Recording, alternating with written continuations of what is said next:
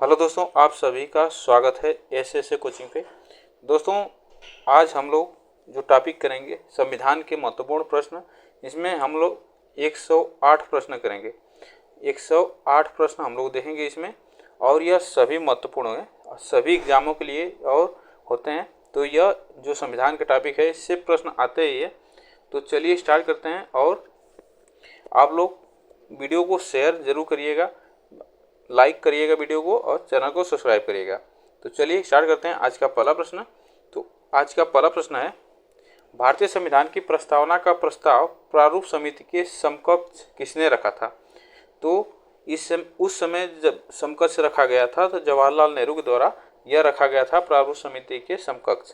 तो यह प्रस्तावना रखा गया था, प्रस्तावना का प्रस्ताव था जवाहरलाल नेहरू के द्वारा रखा गया था। चलिए आगे चलते हैं। क्वेश्चन नंबर सेकेंड, अनुच्छेद 368 संसद को कौन सी शक्ति प्रदान करता है? तो अनुच्छेद जो 368 है वह संसद को कौन सी शक्ति प्रदान करता है? तो संविधान संशोधन करने की शक्ति प्रदान करता है। आप लोग इसको याद रखिएगा कि संविधान को संशोधन की शक्ति प्रदान करता है तो अनुच्छेद 368 के तहत। चलिए आगे चलते हैं। संविधान सभा के अस्थायी अध्यक्ष कौन थे? तो संविधान सभा के अस्थायी अध्यक्ष थे सच्चिदानंद सिन्हा थे। चलिए आगे चलते हैं। भारतीय संविधान सभा की प्रारूप समिति के अध्यक्ष कौन थे?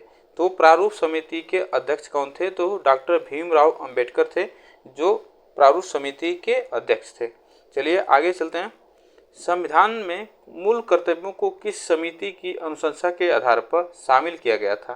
तो किस समिति के अनुशंसा के आधार पर शामिल किया गया था?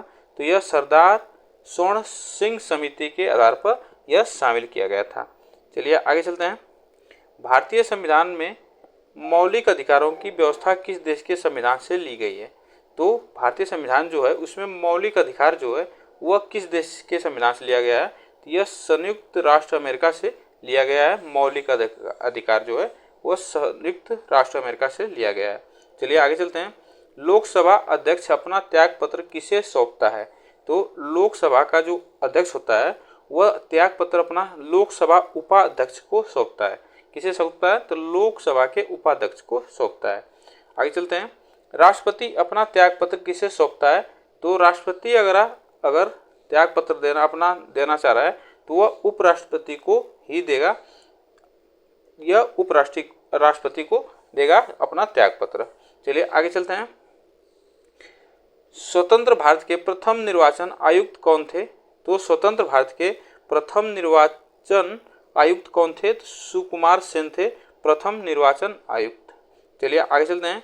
किसी भी विधेयक को धर्म विधेयक होने का अंतिम निर्णय कौन देता है?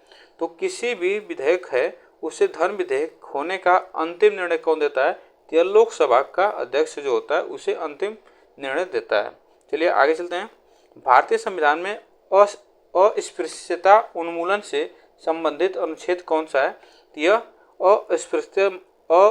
अस्पृश्यता मतलब जो छुआछूत का जो उन्मूलन है वह अनुच्छेद 17 से संबंध रखता है। ठीक ना, तो आप लोग इसको याद रखिएगा। चलिए आगे चलते हैं।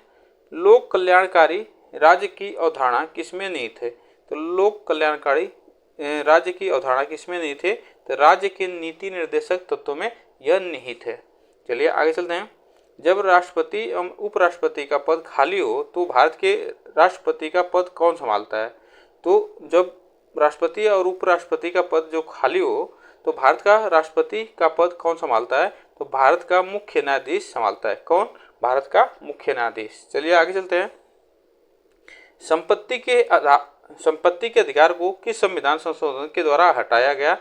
तो जो संपत्ति का हमारा अधिकार था उसे हटा दिया गया था। तो किसे? 44वां संशोधन हुआ था 1978 में, इस तहत इसको हटा दिया गया था। चलिए आगे चलते हैं।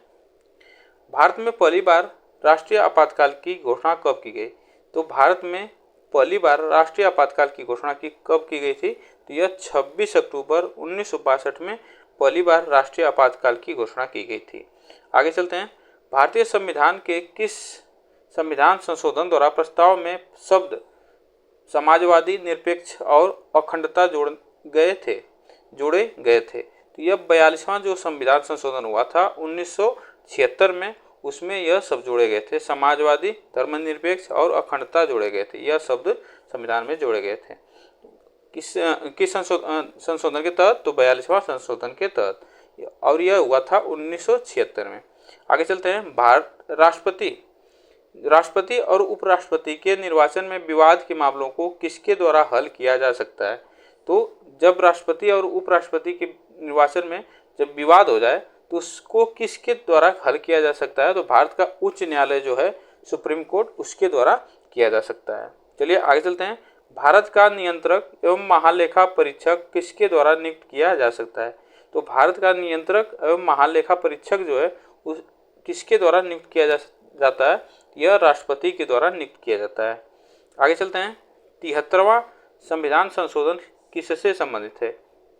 जो 73वां संविधान संशोधन हुआ तो वह पंचायती राज से संबंधित है। आप लोग इसको याद रखिएगा। आगे चलते हैं। भारतीय संविधान के किस अनुच्छेद में भारतीय नागरिकों के मूल कर्तव्य शामिल है? तो किस अनुच्छेद में मूल कर्तव्य शामिल है? तो यह अनुच्छेद 51A से यह मूल कर्तव्य शामिल है। आप लोग इसको याद रखिएगा। आगे चलते हैं। संविधान सभा की प्रथम बैठक कब हुई थी? तो संविधान सभा की प्रथम बैठक कब हुई थी? तो यह 9 दिसंबर 1946 को प्रथम बैठक हुई थी, जिसमें अस्थायी अध्यक्ष थे सच्चिदानंद सिन्हा, और 11 दिसंबर 1946 को दूसरी बैठक हुई थी, उसमें अस्थायी अध्यक्ष बने थे डॉक्टर राजेंद्र प्रसाद। चलिए आगे चलते हैं। संघ लोक सेवा आयोग के अध्यक्ष एवं सदस्यों की नियुक्ति किसके द्वारा की जाती है? तो संघ जो लोक सेवा आयोग है उसके अध्यक्ष और सदस्यों की नियुक्ति किसके द्वारा की जाती है? तो राष्ट्रपति के द्वारा की जाती है। लोकसभा अध्यक्ष का चुनाव किसके द्वारा किया जाता है? तो लोकसभा का अध्यक्ष का चुनाव किसके द्वारा किया जाता है? तो लोकसभा के सदस्यों के द्वारा किया जाता है। लोकसभा के सदस्यों के द्वारा किया जाता है। भाषाई आधार पर गठित होने वाला भारत का प्रथम राज्य कौन सा है? तो भाषाई आधार पर गठित होने वाला भारत का प्रथम राज्य है आंध्र प्रदेश। ठीक है, या आंध्र प्रदेश से भाषाई आधार पर यह गठित हुआ। चलिए आगे चलते हैं। संविधान का अनुच्छेद 40 राज्य को किसका निर्देश देता है? तो भारत का जो संविधान अनुच्छेद 40 है, आर्टिकल 40 है, वह राज्य को किसका निर्देशन देता है? तो यह ग्राम पंचायत के संगठन का निर्देशन देता है। ग्राम पंचायत के संगठन का निर्देश देता है। दल बदल से संबंधित कानून का उल्लेख किस अनुसूची में है? तो दल बदल जो होता है वह किस अनुसूची में पूछ रहा है? तो यह कानून किस अनुसूची में? 10वीं अनुसूची में है। तो आप लोग इसको इस तरह भी याद रखिएगा, दल बदल 10वीं अनुसूची, दल बदल 10वीं अनुसूची में। तो यह आप लोग देखिए, दल 10 से 10वीं, 10 से दल, तो आप लोग इसको याद रखिएगा। ठीक है, यह क्वेश्चन आता है। आगे चलते हैं। भारत में त्रिस्तरीय पंचायती राज तंत्र की सिफारिश किस समिति के द्वारा की गई थी? तो आपको बताना है। तो भारत में त्रिस्तरीय पंचायती राजतंत्र की सिफारिश किस समिति के द्वारा की गई थी? तो यह बलवंत राय मेहता समिति के द्वारा की गई थी, त्रिस्तरीय पंचायती राजतंत्र की। चलिए आगे चलते हैं। संविधान सभा द्वारा भारत के राष्ट्रीय गान को कब स्वीकार किया गया? तो कब स्वीकार किया गया था संविधान सभा द्वारा? तो यह राष्ट्रीय गान को 24 जनवरी 1950 को यह स्वीकार किया गया था। आगे चलते हैं। राज्यपाल का कार्यकाल कितनी अवधि तक होता है? तो राज्यपाल का जो कार्यकाल होता है राष्ट्रपति के प्रसाद पर्यंत तक होता है। तो आप लोग इसको याद रखिएगा। चलिए, सरकारिया आयोग का संबंध किससे है?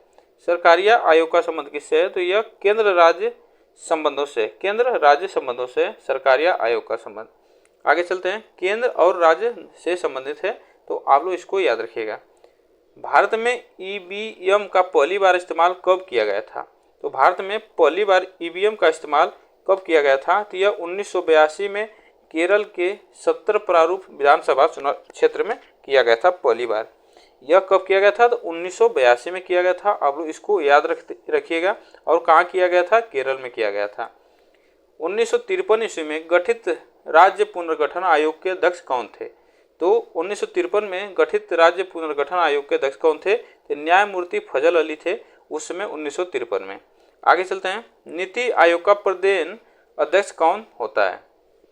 जो नीति आयोग है उसका पदेन अध्यक्ष कौन होता है? तो भारत का जो प्रधानमंत्री होता है वही अध्यक्ष होता है। आगे चलते हैं। भारत के नियंत्रक एवं महालेखा परीक्षक की नियुक्ति का उल्लेख किस अनुच्छेद में है? तो यह किस अनुच्छेद में है? तो यह अनुच्छेद 148 में इसका उल्लेख है। चलिए आगे चलते हैं। संसद की संयुक्त बैठक की अध्यक्षता कौन करता है? तो संसद की जो संयुक्त बैठक होती है तो उसकी अध्यक्षता कौन करता है? तो लोकसभा का अध्यक्ष करता है। कौन करता है? लोकसभा का अध्यक्ष करता है। आगे चलते हैं। लोकसभा को कौन भंग कर सकता है? तो लोकसभा को कौन भंग कर सकता है? यह राष्ट्रपति ही लोकसभा को भंग कर सकता है। आगे चलते हैं। भारतीय संविधान सभा की संघीय शक्ति समिति के अध्यक्ष कौन थे? तो भारतीय संविधान सभा की संघीय शक्ति समिति के अध्यक्ष कौन थे? तो ये पंडित जवाहरलाल नेहरू थे। कौन थे? पंडित जवाहरलाल नेहरू थे। चलिए आगे चलते हैं। वित्त आयोग के गठन का प्रावधान किस अनुच्छेद में है? तो वित्त आयोग के गठन का प्रावधान किस अनुच्छेद में है? तो यह अनुच्छेद 280 है, इसमें इसका प्रावधान है। चलिए आगे चलते हैं। भारतीय संविधान की सभा किसके अनुसार गठित की गई? तो भारतीय संविधान सभा जो है किसके अनुसार गठित की गई थी? तो कैबिनेट मिशन योजना के तहत यह गठित की गई थी। आप लोग इसको याद रखिएगा। चलिए आगे चलते हैं।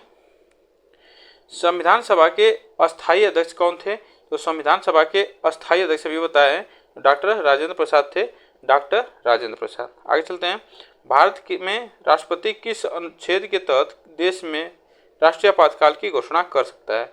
तो किस अनुच्छेद के तहत? तो यह 352 के अनुच्छेद जो है इसके तहत भारत में राष्ट्रीय आपातकाल की घोषणा कर सकता है। कौन? राष्ट्रपति। आगे चलते हैं। उपराष्ट्रपति के निर्वाचन मंडल में कौन कौन शामिल होते हैं?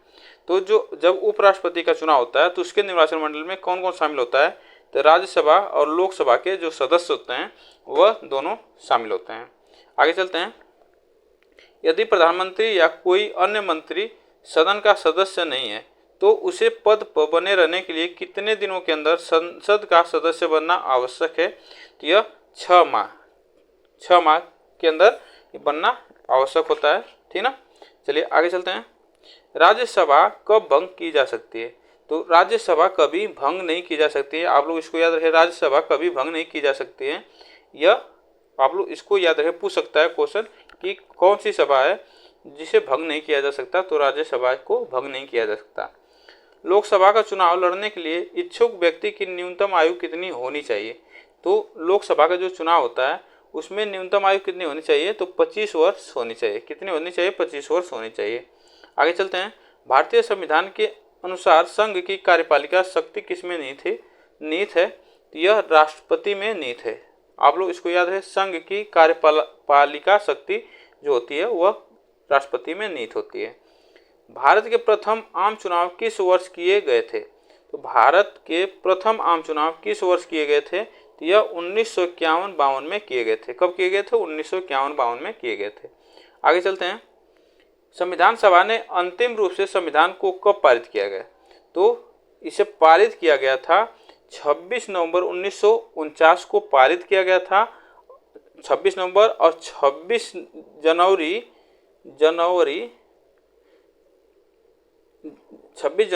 1950 को यह लागू हुआ था। कब हुआ था?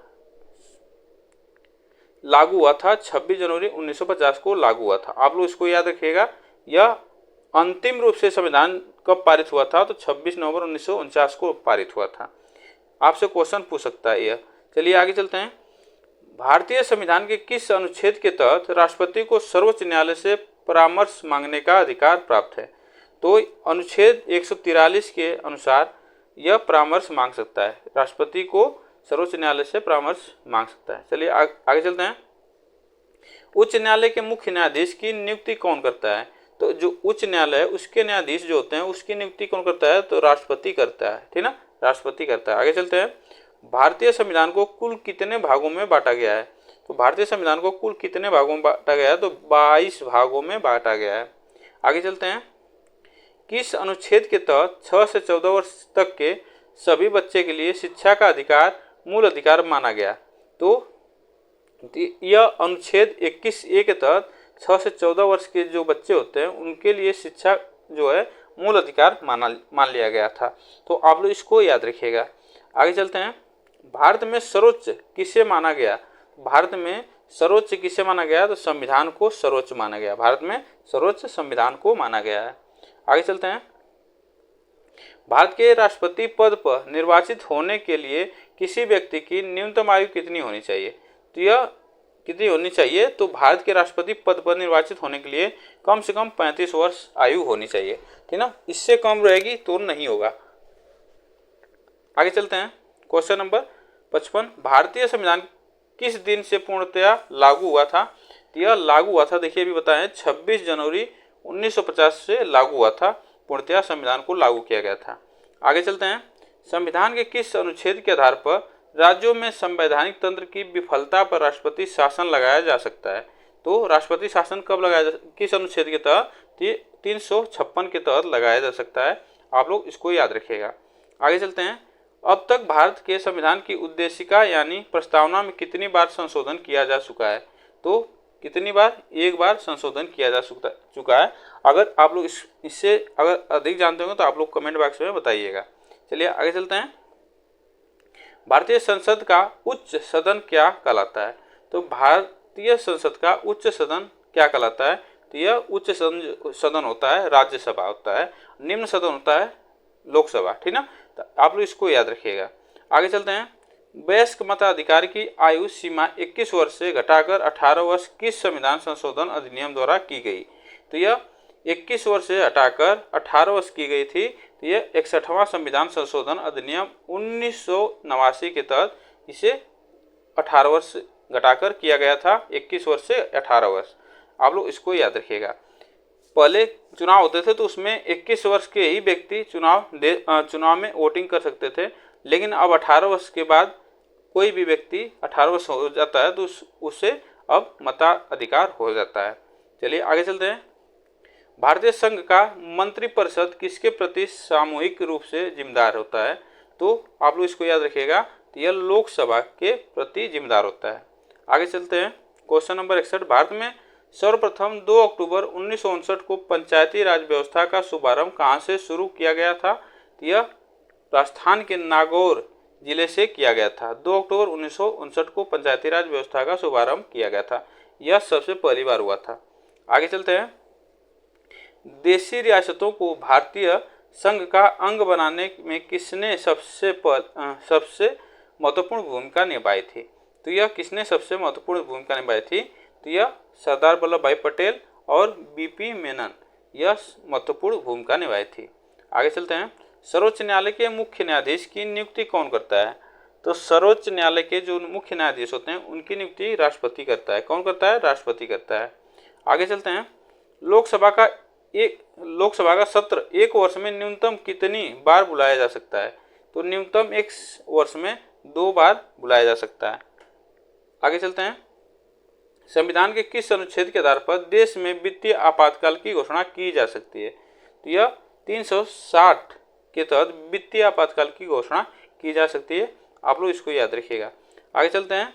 भारतीय संविधान में मूल कर्तव्यों को किस संविधान संशोधन अधिनियम द्वारा सम्मिलित किया गया? तो यह मूल कर्तव्यों को तो 42वां संविधान संशोधन 1976 के द्वारा शामिल किया गया था।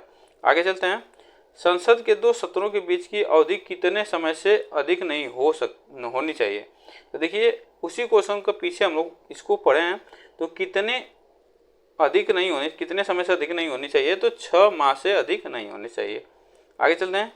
भारतीय संविधान सभा द्वारा भारतीय राष्ट्रीय ध्वज को कब अपनाया गया? तो जब भारतीय जो संविधान सभा द्वारा जो भारतीय हमारा राष्ट्रीय ध्वज है उसे कब अपनाया गया था? तो 22 जुलाई 1947 को उसे अपनाया गया था। 22 जुलाई 1947 को।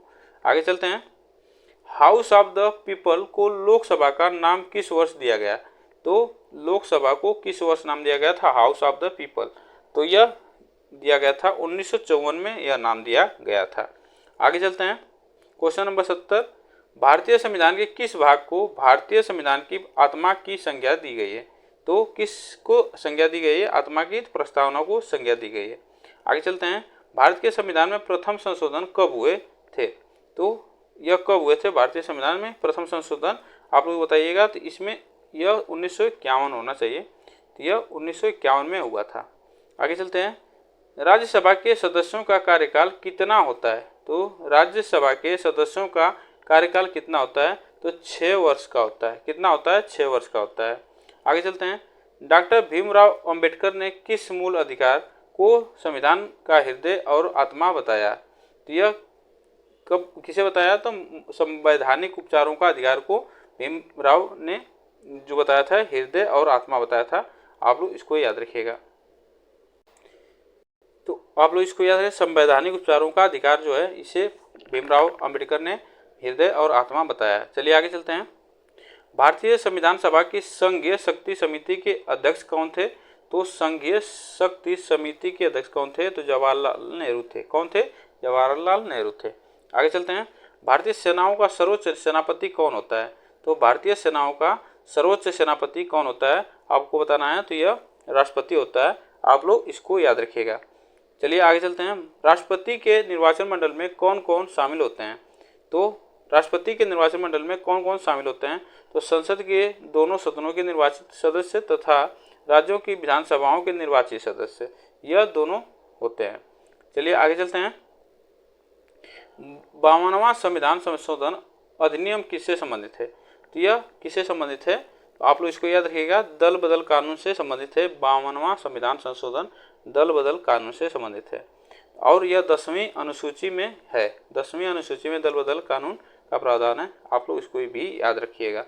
11 दिसंबर 1946 को किसे संविधान सभा का अस्थायी अध्यक्ष चुना गया था? तो कब चुना गया था? तो 11 दिसंबर 1946 को। आप लोग इसको याद रखिएगा, अस्थायी अध्यक्ष चुना गया था। किसे? डॉक्टर राजेंद्र प्रसाद को। आगे चलते हैं। भारतीय संविधान के किस अनुच्छेद में निर्वाचन आयोग का उल्लेख किया गया है? तो संविधान के किस अनुच्छेद में? तो यह 324 में उल्लेख किया गया है निर्वाचन आयोग का। आगे चलते हैं। संविधान में मूल कर्तव्यों की कुल संख्या कितनी है? तो आप लोग इसको बताइएगा। जो संविधान है हमारा उसमें मूल कर्तव्यों की संख्या कितनी है? 11 बताई गई है और आप लोग बताइएगा इसको कमेंट बॉक्स में। चलिए आगे चलते हैं। भारतीय संविधान के निर्माण में कुल कितना समय लगा था? तो यह जो भारतीय हमारा संविधान है उसमें 2 वर्ष 11 माह 18 दिन समय लगा था। चलिए आगे चलते हैं। भारत के राष्ट्रपति को उसके पद से किसके द्वारा हटाया गया था? तो भारत के जो राष्ट्रपति हैं उसके पद से, राष्ट्रपति पद से किसके द्वारा हटाया गया था? तो संसद द्वारा महाभियोग की प्रक्रिया से हटाया गया था। चलिए आगे चलते हैं। राष्ट्रपति राज्यसभा में कितने सदस्यों को मनोनीत करता है? जो राष्ट्रपति होता है वह राज्यसभा में कितने सदस्यों को मनोनीत करता है? तो 12 सदस्यों को मनोनीत करता है, ठीक ना। और राज्यसभा की जो सीटें होती हैं 250 होती हैं, जिसमें 12 मनोनीत होते हैं और 238 लोग सदस्य होते हैं। आगे चलते हैं। 12 उसमें राष्ट्रपति द्वारा मनोनीत किए जाते हैं। चलिए आगे चलते हैं। लोकसभा के निर्वाचित सदस्यों की अधिकतम संख्या कितनी हो सकती है? अब यहाँ पे लोकसभा की बात कर रहा है तो लोकसभा की 552 सदस्य संख्या है। लोकसभा की 552 सदस्य संख्या है। आप लोग इसको याद रखिएगा। निर्विरोध चुने जाने वाले भारत के एकमात्र राष्ट्रपति कौन थे? तो निर्विरोध चुने जाने वाले तो नीलम संजीत रेड्डी थे, जिसे निर्विरोध चुना गया था। आगे चलते हैं। भारतीय नागरिकों को प्राण और दैहिक स्वतंत्रता का संरक्षण किस अनुच्छेद के द्वारा प्रदान किया गया? तो किस अनुच्छेद के द्वारा प्रदान किया गया था? अनुच्छेद 21 के द्वारा इसे प्रदान किया गया था। दैविक जो प्राण और दैविक स्वतंत्रता का संरक्षण अनुच्छेद 21 में इसका प्रावधान है। आगे चलते हैं। एक व्यक्ति राष्ट्रपति पद के लिए अधिकतम कितनी बार निर्वाचित हो सकता है? तो एक व्यक्ति है वह राष्ट्रपति पद के लिए कितनी बार अधिकतम निर्वाचित हो सकता है? तो वह चाहे कितनी भी बार हो वह निर्वाचित हो सकता है। इसमें कोई फिक्स नहीं है कि इतना ही बार उसमें व्यक्ति राष्ट्रपति बन सकता है। आगे चलते हैं। भारतीय संविधान का कौन सा अनुच्छेद भारत के राष्ट्रपति को अध्यादेश जारी करने की शक्ति प्रदान करता है? तो अध्यादेश जारी करने की शक्ति प्रदान करता है तो यह अनुच्छेद 123 के तहत यह शक्ति प्रदान करता है। आगे चलते हैं। भारत की प्रथम महिला राष्ट्रपति कौन है? तो भारत की प्रथम महिला राष्ट्रपति जो है प्रतिभा देवी सिंह पाटिल हैं, जो भारत की प्रथम महिला राष्ट्रपति हैं। आगे चलते हैं। भारत के उच्च न्यायालय के किस मुख्य न्यायाधीश ने भारत के राष्ट्रपति के रूप में कार्य किया? तो यह देखिए, इसमें जो उच्च न्यायालय के इसमें मुख्य न्यायाधीश भी रहे थे और भारत के राष्ट्रपति के रूप में भी कार्य किया। तो यह न्यायमूर्ति एम हिदायतुल्लाह ने यह किया था। न्यायमूर्ति एम हिदायतुल्लाह ने यह काम किया था। आगे चलते हैं। संविधान सभा के संवैधानिक सलाहकार कौन थे? तो संविधान सभा के संवैधानिक सलाहकार कौन थे? तो बेनेगल नरसिंह राव, जिसे हम लोग सर BN राव के नाम से भी जानते हैं। चलिए आगे चलते हैं। यह संवैधानिक सलाहकार थे BN राव। गणतंत्र का क्या मतलब होता है? गणतंत्र का क्या मतलब होता है? तो गणतंत्र का जो मतलब होता है, राज्य का प्रमुख और राज्य के लोग द्वारा प्रत्यक्ष रूप से चुना जाता है। तो इसलिए इसका मतलब होता है गणतंत्र का मतलब। चलिए आगे चलते हैं। भारतीय राष्ट्रीय ध्वज तिरंगा का डिजाइन किसने तैयार किया था? जो हमारा तिरंगा है उसका जो डिजाइन है वह किसने तैयार किया गया था? तो पिंगली वेंकैया के द्वारा तैयार किया गया था। चलिए आगे चलते हैं। विश्व का सबसे बड़ा लिखित एवं सर्वाधिक व्यापक संविधान किस देश का है? तो यह सबसे सर्वाधिक व्यापक जो संविधान है भारत का ही और सबसे बड़ा लिखित संविधान है। आगे चलते हैं। राष्ट्रपति पर महाभियोग की प्रक्रिया किस देश के संविधान से ली गई है? तो जो राष्ट्रपति है उसका महाभियोग की प्रक्रिया जो है किस देश के संविधान से ली गई है? तो संयुक्त राष्ट्र अमेरिका से ली गई है। आगे चलते हैं। भारत के किस राष्ट्रपति की मृत्यु कार्यकाल के पूरा होने से पहले ही हो गई? तो कौन से व्यक्ति थे जो राष्ट्रपति पद पर थे और उनकी कार्यकाल खत्म होने से पहले ही उनकी मृत्यु हो गई थी? तो डॉक्टर जाकिर हुसैन थे, इनकी मृत्यु पहले हो गई थी। आगे चलते हैं। और वह राष्ट्रपति पद पर थे। आगे चलते हैं। राज्यसभा के सदस्यों की अधिकतम संख्या कितनी हो सकती है? तो राज्यसभा की जो अधिकतम संख्या 250 अभी बताया है, इसमें 12 जो सदस्य होते हैं वह राष्ट्रपति मनोनीत करता है। आगे चलते हैं। भारतीय संविधान की प्रकृति किस प्रकार की है? तो भारतीय संविधान की प्रकृति किस प्रकार की है? तो यह असत कठोर और अंशतः लचीला, मतलब अंशतः कठोर भी है और लचीला भी है। चलिए आगे चलते हैं। भारतीय संविधान के अनुसार देश का प्रथम नागरिक कौन होता है? तो भारतीय संविधान के अनुसार जो होता है वह देश का प्रथम नागरिक राष्ट्रपति होता है। आगे चलते हैं। Question number 100। भारतीय संविधान का कौन सा अनुच्छेद राष्ट्रपति को उच्च न्यायालय से परामर्श देने की शक्ति प्रदान करता है? तो यह कौन सा अनुच्छेद है? तो यह अनुच्छेद जो है 143 है, जो उच्च न्यायालय से परामर्श करने की शक्ति प्रदान करता है राष्ट्रपति को। आप लोग इसको याद रखिएगा। आगे चलते हैं। राष्ट्रपति द्वारा अध्यादेश संसद के सत्र प्रारंभ होने के बाद सदस्य में कितने सदस्य तक रखा जाना आवश्यक है? तो कितने? तो यह 6 सप्ताह तक रखा जाना आवश्यक है। आगे चलते हैं। संविधान के किस अनुच्छेद के तहत राष्ट्रपति संघीय मंत्री परिषद की सलाह मानने के लिए बाध्य होता है? तो यह किस संविधान के किस अनुच्छेद के तहत? यह अनुच्छेद जो 74 है, इसके तहत राष्ट्रपति संघीय मंत्री परिषद की सलाह मानने के लिए बाध्य होता है, अनुच्छेद 74 के तहत। आगे चलते हैं। संविधान निर्मात्री सभा में झंडा समिति के अध्यक्ष कौन थे? संविधान के निर्मात्री सभा में झंडा समिति के अध्यक्ष कौन थे? तो डॉक्टर राजेंद्र प्रसाद थे, डॉक्टर राजेंद्र प्रसाद। भारतीय सशस्त्र सेनाओं का सर्वोच्च कमांडर कौन होता है? तो सर्वोच्च कमांडर भी होता है कौन? राष्ट्रपति होता है। तो आप लोग इसको भी याद रखिएगा। राष्ट्रपति को लोकसभा में किस समुदाय के 2 सदस्यों को मनोनीत करने का अधिकार प्राप्त है? तो यह एंग्लो इंडियन समुदाय के जो लोग होते हैं राष्ट्रपति द्वारा यह मनोनीत किए जाते हैं। लोकसभा में किसी समुदाय के 2 सदस्यों को मनोनीत किया जाता है। आगे चलते हैं। भारत के राष्ट्रपति के चुनाव में कौन भाग नहीं लेता है? तो भारत के जो राष्ट्रपति का चुनाव होता है उसमें कौन भाग नहीं लेता है? तो विधान परिषद जो है उसमें भाग नहीं लेता है। चलिए आगे चलते हैं। भारत के मुख्य चुनाव आयुक्त की नियुक्ति किसके द्वारा की जाती है? तो भारत के जो मुख्य चुनाव आयुक्त की नियुक्ति जो होती है वह किसके द्वारा की जाती है? तो राष्ट्रपति के द्वारा की जाती है। संविधान के किस अनुच्छेद में राष्ट्रपति पर महाभियोग की प्रक्रिया का उल्लेख है? तो किस अनुच्छेद के तहत राष्ट्रपति महाभियोग की प्रक्रिया का उल्लेख है? तो यह अनुच्छेद 61 के तहत आप लोग उस राष्ट्रपति का महाभियोग की प्रक्रिया का उल्लेख इसमें किया गया है। तो आज के लिए बस इतना ही क्वेश्चन था। आप लोगों को वीडियो कैसी लगी कमेंट बॉक्स में जरूर बताइएगा। वीडियो को लाइक शेयर कमेंट जरूर करिएगा। फिर मिलेंगे नेक्स्ट वीडियो में। आज के लिए बस इतना है।